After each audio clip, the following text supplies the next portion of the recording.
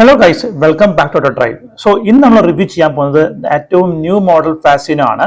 And Fascino S variant ആണ് review ചെയ്യാൻ പോകുന്നത്. അതായത് ടോപ്പ് എൻഡ് വേരിയന്റ് ആണ്. നമ്മൾ കാണുന്നത് ഒരു സ്പെഷ്യൽ എഡിഷൻ കളറാണ്. ഒരു സ്പെഷ്യൽ കളറാണ്, മാറ്റ് സ്പെഷ്യൽ കളറാണ് നമ്മൾ ഇന്ന് റിവ്യൂ ചെയ്തുകൊണ്ടിരിക്കുന്നത്. സോ നമ്മൾ ഏറ്റവും ടോപ്പ് എൻഡ് വേരിയന്റ് ആണ് റിവ്യൂ ചെയ്യാൻ പോകുന്നത്. സോ നമുക്ക് എന്തായാലും റിവ്യൂലേക്ക് പോവാം. നമുക്ക് ഫസ്റ്റ് ഫ്രണ്ട് ഡിസൈൻ നോക്കുമ്പോൾ തന്നെ LED ഹെഡ്ലൈറ്റ്സ് നോക്കുമ്പോൾ തന്നെ LED DRLs വിത്ത് ഹെഡ്ലൈറ്റ്സ് ആണ് കൊടുത്തിരിക്കുന്നത്. ഒരു മാറ്റ് വിത്ത് ഒരു പിയാനോ ബ്ലാക്ക് ഫിനിഷ് ആണ് കൊടുത്തിട്ടുള്ളത്. അതുപോലെ ഇൻഡിക്കേറ്റേഴ്സ് ഒക്കെ നോക്കുമ്പോൾ തന്നെ ഹാലജൻ ഇൻഡിക്കേറ്റേഴ്സും രണ്ട് സൈഡ്സിലും ഒരു പിയാനോ ബ്ലാക്ക് ഫിനിഷിംഗ് കൊടുത്തിട്ടുണ്ട്. സെന്ററിൽ യമഹയുടെ ബാഡ്ജിങ് വന്നിട്ടുണ്ട്. LED DRLs ഫുൾ ഓപ്ഷൻസിൽ മാത്രമേ അവൈലബിൾ ഉള്ളൂ. അതുപോലെ തന്നെ നമുക്ക് ബ്രേക്കിംഗ് സിസ്റ്റം സസ്പെൻഷൻ ഒക്കെ നോക്കുമ്പോൾ തന്നെ ഫ്രണ്ടിൽ വന്നത് ടെലസ്കോപ്പിക് സസ്പെൻഷൻ ആണ് വന്നിട്ടുള്ളത്.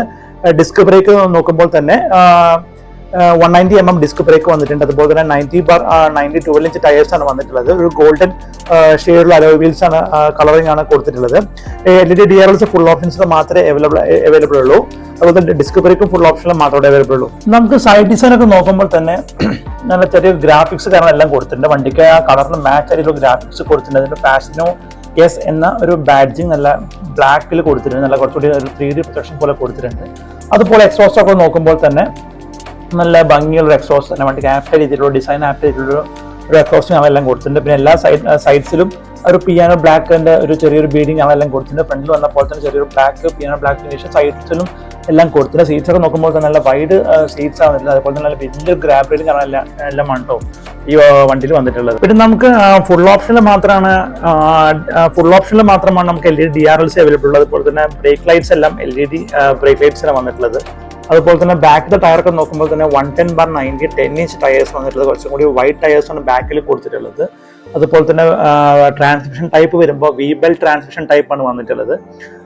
അതുപോലെ നമുക്ക് ഇൻഡിക്കേറ്റേഴ്സ് ഒക്കെ നോക്കുമ്പോൾ തന്നെ എല്ലാം നമ്മളുടെ ടെയിൽ ലൈറ്റ് തന്നെയാണ്, ഇൻഡിക്കേറ്റർ ടെയിൽ ലൈറ്റ് തന്നെയാണ് എല്ലാം കൊടുത്തിരിക്കുന്നത്. ഇൻഡിക്കേറ്റേഴ്സ് എല്ലാം. അതുപോലെ തന്നെ ബാക്കിലും ഒരു യമഹയുടെ ബാഡ്ജിങ് ആണ് എല്ലാം വന്നിട്ടുണ്ട്. രണ്ട് സൈഡിലുള്ള റിഫ്ലക്ടേഴ്സ് എല്ലാം വന്നിട്ടുണ്ട്. ഒരു ഗോൾഡൻ ഷെയ്ഡുള്ള അലോയ് വീൽസ് തന്നെയാണ് ബാക്ക് കളറിൽ കൊടുത്തിട്ടുള്ളത്. അതുപോലെ തന്നെ ബാക്കിൽ സസ്പെൻഷൻ ഒക്കെ നോക്കുമ്പോൾ തന്നെ യൂണിറ്റ് സ്വിംഗ് സസ്പെൻഷൻ വന്നിട്ടുള്ളത്. വിത്ത് ഡ്രം ബ്രേക്ക് ആണ് കൊടുത്തിട്ടുള്ളത്. അത്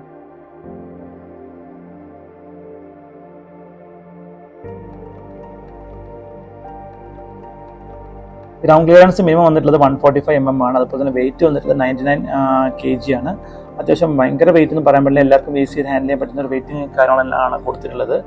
ഫ്യൂൽ ടാങ്ക് കപ്പാസിറ്റി നോക്കുമ്പോൾ 5.2 liters ആണ്. അത് ഫ്യൂൽ ഇഞ്ചക്ഷൻ എഞ്ചിനാണ് വന്നിട്ടുള്ളത്. അണ്ടർ സീറ്റ് സ്റ്റോറേജ് നോക്കുമ്പോൾ തന്നെ 21 liters ആണ് വന്നിട്ടുള്ളത്. നമുക്ക് എഞ്ചിൻ ടൈപ്പ് ഒക്കെ നോക്കുമ്പോൾ തന്നെ air cooled 4-stroke SOHC 2 valve എഞ്ചിനാണ്. നമുക്കറിയാം യമഹയിലൊക്കെ ബ്ലൂ കോർ എഞ്ചിനാണ് വന്നിട്ടുള്ളത്. അതുപോലെ തന്നെ ഡിസ്പ്ലേസ്മെന്റ് വരുന്നത് 125 cc. അതുപോലെ മാക്സിമം ഹോഴ്സ് പവർ തരുന്നത് 8.2 PS at 6500 RPM. അതുപോലെ തന്നെ മാക്സിമം ടോർക്ക് വന്നിട്ടുള്ളത് 10.3 Nm ടോർക്കാണ് വന്നിട്ടുള്ളത്. ഇതിൽ side stand engine cut off കാര്യങ്ങളെല്ലാം വന്നിട്ടുണ്ട്. നമുക്ക് എഞ്ചിനൊക്കെ നോക്കുമ്പോൾ തന്നെ ഒരുപാട് ഫീച്ചേഴ്സ് ഒക്കെ ഉണ്ട്. പിന്നെ ഫ്യൂൽ സിസ്റ്റം ഒക്കെ നോക്കുമ്പോൾ തന്നെ FI എഞ്ചിൻ വന്നിട്ടുള്ളത്. പിന്നെ ഇതിന് സ്റ്റാർട്ട് സ്റ്റോപ്പ് സിസ്റ്റം പറഞ്ഞ ഫീച്ചർ വന്നിട്ടുണ്ട്.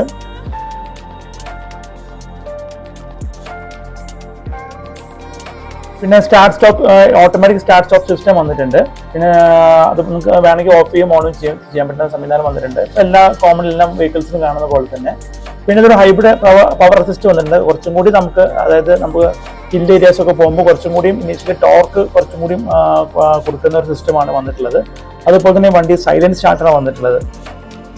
പിന്നെ side stand engine cut off കാരണം എല്ലാം വന്നിട്ടുണ്ട്. നമുക്ക് ഇൻസ്ട്രുമെന്റ് ക്ലസ്റ്റർ ഒക്കെ നോക്കുമ്പോൾ തന്നെ ഫുള്ളി ഡിജിറ്റൽ ഇൻസ്ട്രുമെന്റ് ക്ലസ്റ്റർ വന്നിട്ടുള്ളത്. പിന്നെ ഇൻസ്ട്രുമെന്റ് ക്ലസ്റ്ററിന്റെ ബോർഡർ കൂടെ ഒരു പിയാനോ ബ്ലാക്ക് ഫിനിഷിംഗ് കൊടുത്തിട്ടുണ്ട്. പിന്നെ ഫുൾ ഓപ്ഷനിൽ മാത്രമല്ല ഫുള്ളി ഡിജിറ്റൽ ഇൻസ്ട്രുമെന്റ് ക്ലസ്റ്ററും കൊടുത്തിട്ടുള്ളത്. അതുപോലെ നമുക്ക് യമഹ വൈക്കാനറ്റ് ആപ്പ് വെച്ച് കണക്ട് ചെയ്യാൻ പറ്റും. നമുക്ക് ഫോണിൽ നോട്ടിഫിക്കേഷൻസ് കാരണം എല്ലാം നമുക്ക് അറിയാൻ പറ്റുന്നതാണ്. നമുക്ക് ആപ്പ് വെച്ച് കണക്ട് ചെയ്ത സമയത്ത്. അതുപോലെ തന്നെ ഒരു ആൻസർ ബാക്ക് ഫീച്ചേഴ്സും ഇതിൽ വന്നിട്ടുണ്ട്. അതായത് നമുക്ക് ഒരു ക്രൗഡഡ് ഏരിയസിൽ നമുക്ക് വണ്ടി പെട്ടെന്ന് ഐഡന്റിഫൈ ചെയ്യാൻ ആപ്പ് കൂടെ തന്നെ വണ്ടി നമുക്ക് ആപ്പ് കൂടെ നമുക്ക് അത് ആൻസർ ബാക്ക് ഫീച്ചർ കൊടുത്തു കഴിഞ്ഞാൽ നമുക്ക് വണ്ടിയിൽ നിന്ന് ഹോണിന്റെ സൗണ്ടും അതുപോലെ തന്നെ ഒരു ഫ്ലാഷിംഗ് ലൈറ്റ്സ് ഫ്ലാഷ് ചെയ്തുകൊണ്ടിരിക്കും. നമുക്ക് ഈസിലി ഒരു ക്രൗഡഡ് ഏരിയസ് വണ്ടി ഈസിലി ഐഡന്റിഫൈ ചെയ്യാൻ പറ്റും. അതുപോലെ speed indications, kilometres, fuel gauge, odometers, ബാക്കി കാര്യങ്ങളെല്ലാം ഇൻസ്ട്രുമെന്റ് ക്ലസ്റ്ററിൽ വന്നിട്ടുണ്ട്. പിന്നെ അതുപോലെ തന്നെ 3 സ്പെഷ്യൽ കളേഴ്സ്, ന്യൂ കളേഴ്സ് വന്നിട്ടുള്ളത്. ഒന്ന് നമ്മളിപ്പോൾ കണ്ടുകൊണ്ടിരിക്കുന്ന മാറ്റ് റെഡ്, അതുപോലെ ഡാർക്ക് മാറ്റ് വന്നിട്ടുണ്ട്. അതുപോലെ തന്നെ മാറ്റ് ബ്ലാക്ക് വന്നിട്ടുണ്ട്. സോ ഇന്ന് നമുക്ക് വെഹിക്കിൾ പ്രൊവൈഡ് ചെയ്തിരിക്കുന്നത് പാലയൂർ യമഹയാണ്. നമുക്ക് വാഴക്കോട് ഭാഗത്തുള്ള പാലയൂർ മോട്ടോഴ്സാണ് നമുക്ക് വെഹിക്കിൾ പ്രൊവൈഡ് ചെയ്ത് തന്നിരിക്കുന്നത്. സോ വീണ്ടും അടുത്ത എപ്പിസോഡിൽ കാണാം. It's me ഇന്ദ്രീസ്.